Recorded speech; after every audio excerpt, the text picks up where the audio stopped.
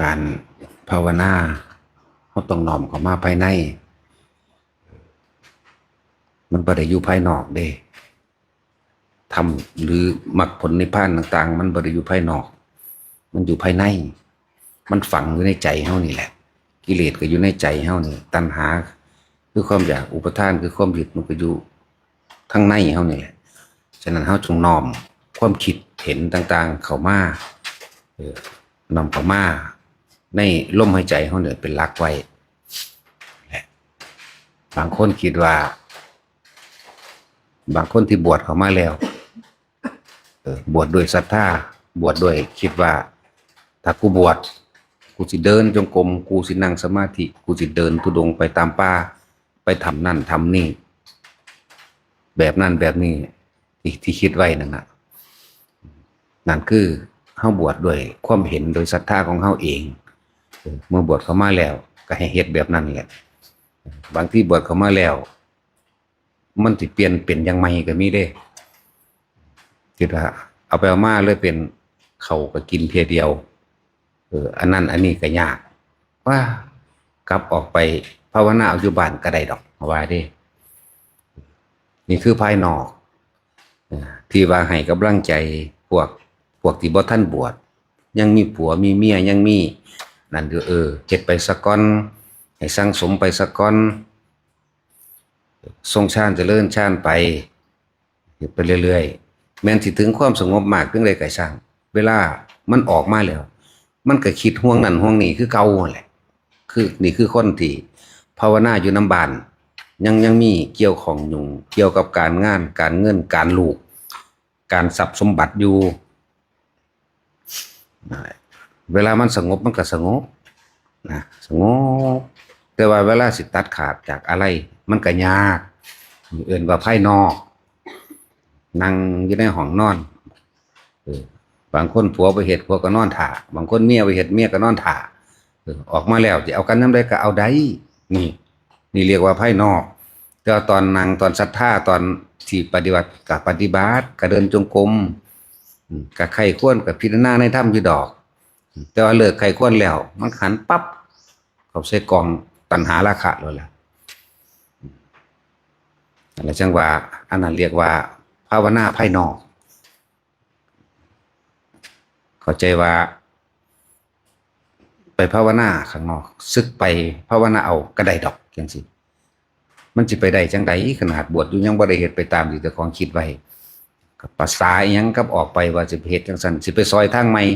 บ่ต้องดอกบ่หาตาซอยตัวเองบังคับตนเองโลดบังคับความคิดเจ้าของที่มันแล่นออกไปข้างนอกนั่นแหละไปนอนอยู่ในห้องไปน้ำเมียให้เมียเป็นผู้ถ้าเป็นผู้ชายก็ให้เมียเป็นผู้ไปหาอยู่หากินจักมื้อนึงมันก็สิบ่ทะเลาะกันอยู่บ่จักมื้อนึงโอ้ยมานั่งภาวนาอีหยังอยู่นี่มาเดินจงกรมหยังอยู่นี่พุ่นไปหาขายของพุ่นบ่อยู่บ่กินบ่มันสิมีนั่นแหละขนาดบวชแล้วยังสึกออกมาแบบนั้นแบบนี้อยู่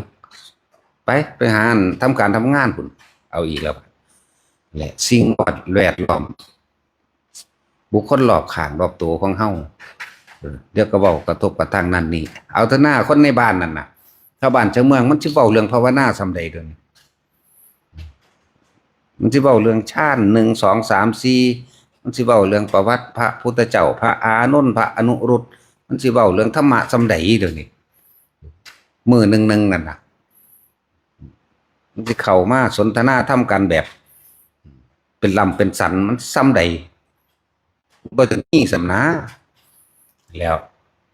จังว่าผู้อันคิดว่าสิไปภาวนาทางนอกพอได้อันหามีเงินมาจังอันสร้างกุฏิซอยเพิ่นหรือเฮ็ดอันนั้นอันนี้รวมบุญบวชเอาดอกกูเอาดอกเฮาจังซั่นสี่คิดไปโตบวชอยู่แท้ๆตัวก็ยังออกไป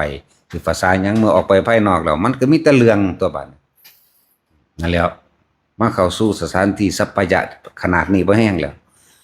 ยังสิออกไปหาสถานที่ที่มันวุ่นวายอีกอยู่แต่คิดว่ามันสิภาวนาได้แบบใดเอาให้สงบอยู่ดอกจักน้อยจักเศษเสี้ยวนึงออกไปแล้วพุ่นเมียก็เฮ็ดแนวกินปอกลูกก็ก่อกวนอยากได้นั่นอยากได้นี่อย่างชิงสมบัติ เดี๋ยวจักหน้อยเขาก็ว่ามีเรื่องกันกับคนรู้จักมีเรื่องกันกับผัวกับเมียมีเรื่องกันกับลูกกับเต้ามีเรื่องกันกับญาติเขาก็เอิ้นไปหันไปหนีคือเก่านั่นแหละเฮ็ดจังได๋มันสิไปได้นั่นแหละสิให้กำลังใจว่าพวกที่บ่ทันได้เข้ามาบวชเฮ็ดไปแบบนี้ซะก่อนเด้อเจริญฌานโดยอานาปานสติไปซะก่อนเป็นที่มาของว่าความเจริญแห่งโภคทรัพย์ชั้น1 2 3ก็ว่าไป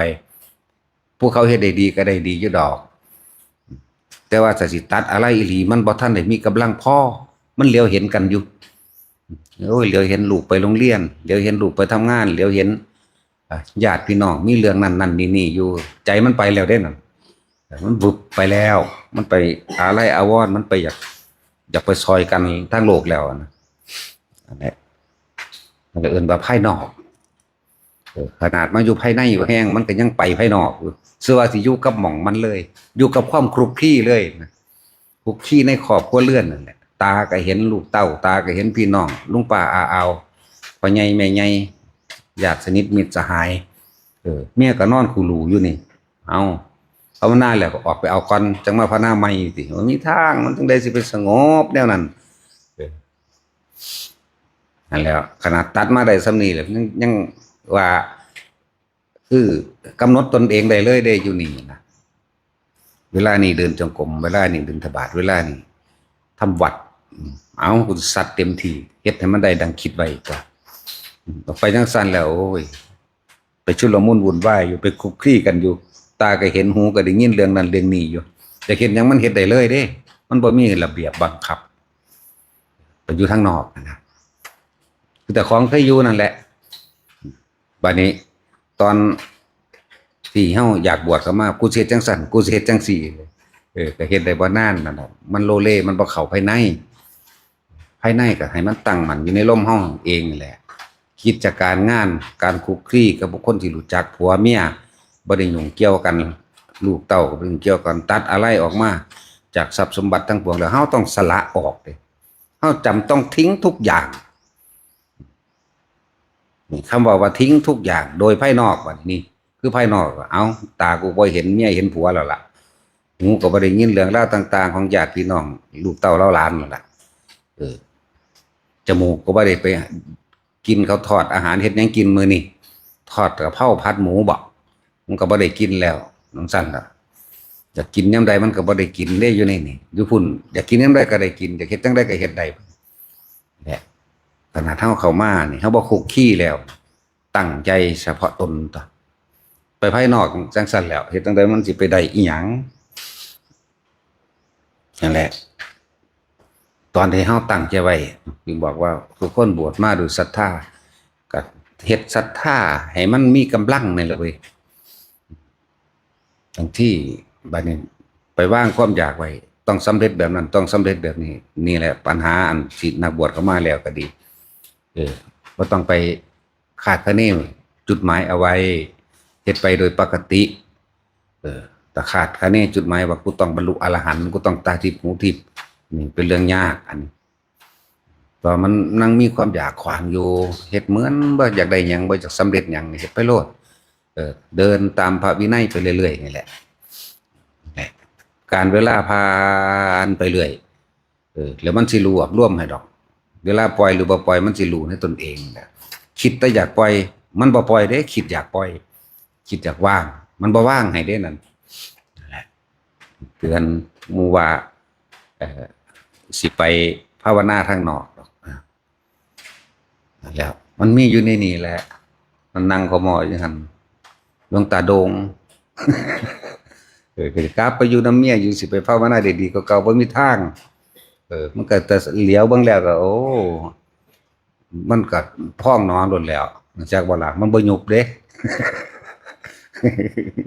นั่นแหล้วคิดจังไดยังคิดว่ามันสิไปจังซั่นได้มาอยู่นี่แล้วต้องใจเด็ดเดียวตัวพระนิพพานจำต้องแลกด้วยทุกอย่างกันยังว่าทั้งภายนอกและภายในภายนอกเข้าถิ่มแล้วแนวนี่เลื่อนซ่านบ้านช่องลูกเต้าเราหลานเมียจังซี่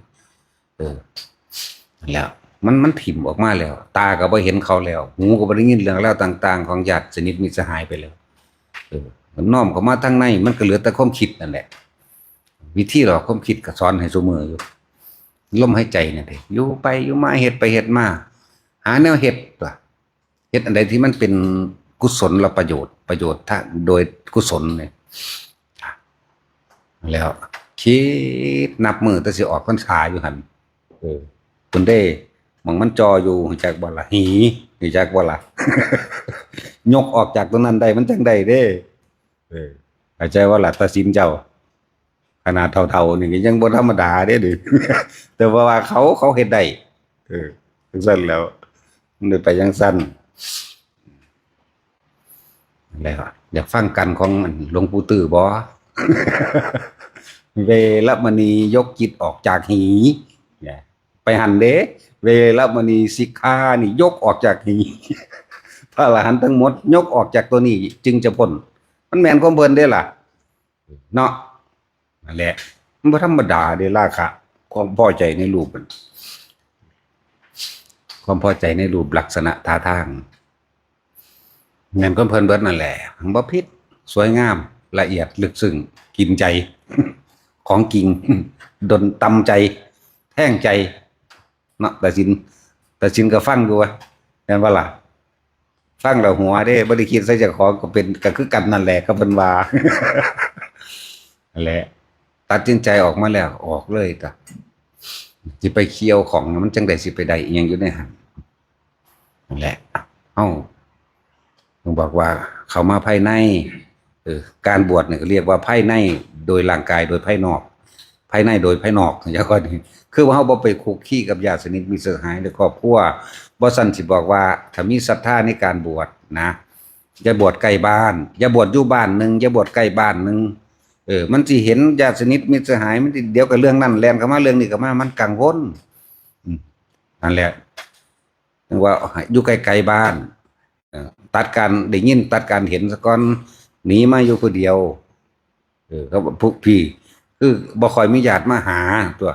นี่ก็เป็นการตัดปริโภคคือความกังวลเกี่ยวข้องและเรื่องต่างๆออกซะก่อนจากว่าล่ะมาอยู่จังซี่แล้วคนที่เคยมีความสัมพันธ์หรืออะไรหรือมีอดีตร่วมกันในการทำนั้นนี่เฮาบ่ได้ยินได้ฟังแล้วมันก็บ่ห่วงตัวแล้วว่าให้เฮ็ดแบบนี้แล้วก็มุ่งมั่นเฉพาะตนเองเฮ็ดโลดเดินจงกรมบ่ต้องมาเฮ็ดเวียกกับหมู่ก็ได้เดินจงกรมนั่งสมาธิอ่านหนังสือไตรปิฎกบทนั้นบทนี้สวดบ่ทันได้เว้ยกุมทองจำอายุกากอยู่หั่นไผสิว่าเลยว่าเด้ทองจำเอาบทนั้นบทนี้ที่เจ้าของสวดบ่ทันใดเป็นการสาธยายคำสอนพระเจ้าเป็นการจดจารึกบันทึกคำสอนพระเจ้าเขาในใจตัวเองแต่มันต้องน้อมเข้ามาทางในตัดขาดออกจากญาติสนิทมิตรสหายพ่อแม่ลูกเมียตลอดทั้งทรัพย์สมบัติต่างๆบ่เอาแล้วตาก็บ่เห็นหูก็บ่ได้ยินแล้วกลับมาอยู่ในพี่ก็ในเข้ามาอีกบัดนี้คือพยายามสิหยุดความคิดให้มันได้อยู่กับลมไปตัวมันนับมือนับเว้นอีหยังอยู่นี่เนาะที่ว่าสิไปได้อีหยังแบบนั้นเปิดบวกเอาจะมีโอกาสเฮ็ดเอาเด้บ่ต้องไปคิดถึงอดีตที่เคยผิดพลาดดอกเพียงแต่เฮาบ่คิดซื่อๆมันก็บ่ไปคิดถึงมันแล้วมันก็ตัดเอาได้กรรมเก่าแก้จิตพฤติความคิดพฤติกรรมทางความคิดซื่อๆแต่แค่บ่คิดถึงเรื่องเก่าๆมันก็จบแล้วเด้นั่นนะล่มหลอกเอาตัวเอาลมหายใจนี่ตัว อยู่กับมันเฮ็ดไปเฮ็ดมาอย่างนั้นมันสิไปไสวะสงบบ่สงบก็สร้างบ่ต้องไปคาดคะเนมันอยู่ในลมหายใจเย็นวืดเข้า วืดออกอยู่ในอาการปิติมีแนวเฮ็ดอยากไปเฮ็ดก็ไปบ่อยากเฮ็ดก็ต้องเฮ็ดคือนะบ่ได้บังคับเด้การงานนี่บ่ค่อยมีหรอกมีแต่พากันหาเฮ็ดซื่อๆนั่นแหละที่จริงงานน่ะแหละมันต้องน้อมเข้ามาภายในในโดยนอกแล้วก็ในโดยในจากบ่ล่ะในโดยนอกนอกก็คือการคุกคีกับที่เคยเฮ็ดนั่นเฮ็ดนี่รวมกันในโดยนอกตัดออกมาแล้วหนีออกมาอยู่ กับคนบ่ฮู้จักแล้วห่างผัวห่างเมียห่างลูกห่างทรัพย์สมบัติห่างจากตาห่างจากหูแล้วบ่ได้ไปกังวลนำสิขายของโอ้ห่างเด็กกูเหลียโตนเขาได้บัดนี่ไปอีกแล้วสงบอยู่แล้วนิดนึงแล้วก็ออกไปแล้วเฮ็ดหยังกินนี่ว่ะมันไปพุ่นเด้นั่นแหละกลับมาไปในโดยในพยายามควบคุมความคิดเจ้าของบ่ให้มันแล่นออกไปในอดีตคนเฮาคิดมันคิดอดีตเบิดนั่นแหละอนาคตมันคิดพันใดบ่ทันเกิดหรือว่าแค่ว่าเฮาตัดอดีตได้บ่คิดถึงอดีตคิดถึงเรื่องเก่าๆอยู่กับลมมันก็เป็นปัจจุบันอนาคตก็เกิดบ่ได้พบมันก็ดับตนหนึ่งตัวแค่นี้ไม่ได้ยากดอกมันยากเพราะว่ามันอยากเป็นแบบนั้นแหละเอาพอ